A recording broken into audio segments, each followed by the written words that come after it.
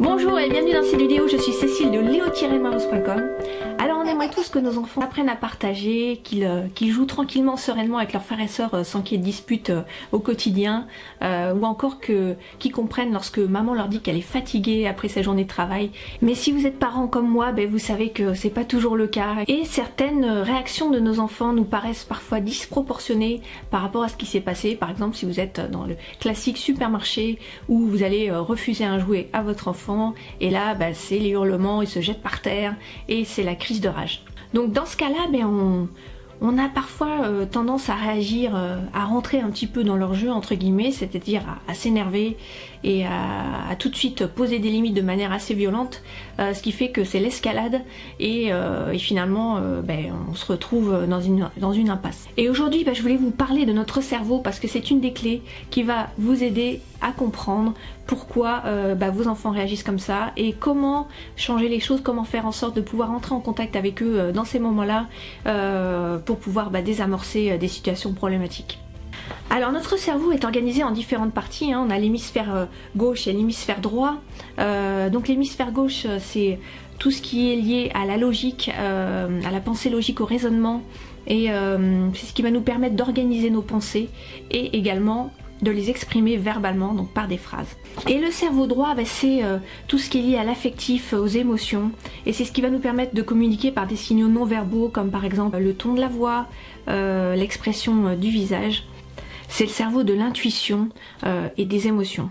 Et puis on a aussi une partie haute et une partie basse du cerveau. Alors la partie basse c'est tout ce qui est lié à des fonctions un peu primitives.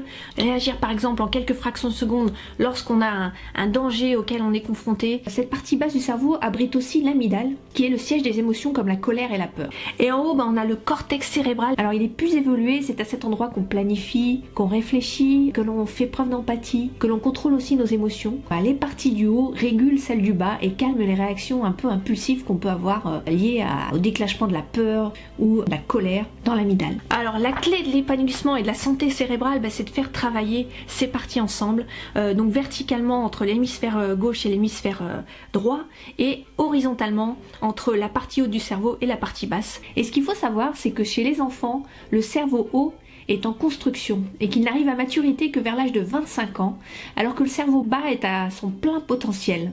Et les enfants de moins de 3 ans sont dominés par l'hémisphère droit, donc ils ne maîtrisent pas l'usage de la logique et des mots pour exprimer leurs émotions, et ils vivent aussi à 100% dans l'instant présent, donc ils ne sont pas dans la planification, ils sont incapables d'avoir une notion du temps. Dan Siegel, un neuropsychiatre américain, dit que le cerveau gauche commence à entrer en action chez les enfants lorsqu'ils posent la question du pourquoi.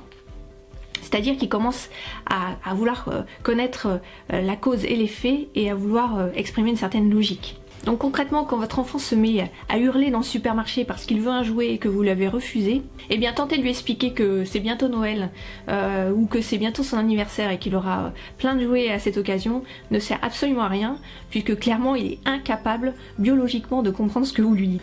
Donc la meilleure technique dans ce cas-là pour calmer votre enfant, c'est d'utiliser votre cerveau droit pour s'adresser au sien. Alors on peut par exemple le prendre dans nos bras et éviter qu'il se fasse mal ou qu'il dévaste le magasin ou encore qu'il fasse mal aux autres. Ou encore, en fonction du degré de crise, faire quelque chose de rigolo, et c'est là que le jeu intervient.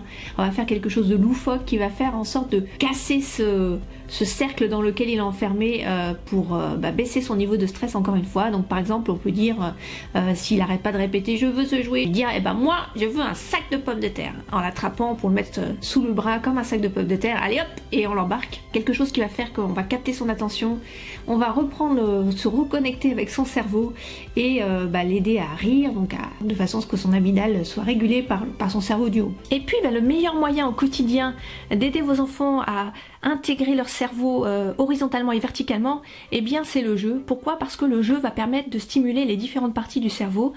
C'est riche en émotions, on fait appel au cerveau droit, en rire, et puis on va aussi utiliser la logique, puisqu'on va introduire un certain nombre de règles que l'enfant va devoir suivre, et du coup ça va stimuler aussi son cerveau gauche. Donc vraiment le meilleur moyen au quotidien d'aider votre enfant à développer ces différentes parties, à les faire travailler ensemble, c'est le jeu. Voilà, merci d'avoir suivi cette vidéo, j'espère qu'elle vous a aidé à mieux comprendre comment communiquer avec vos enfants.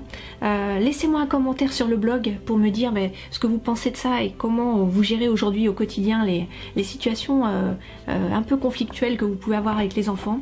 Et je vous dis à très bientôt sur leo-meros.com. Ciao.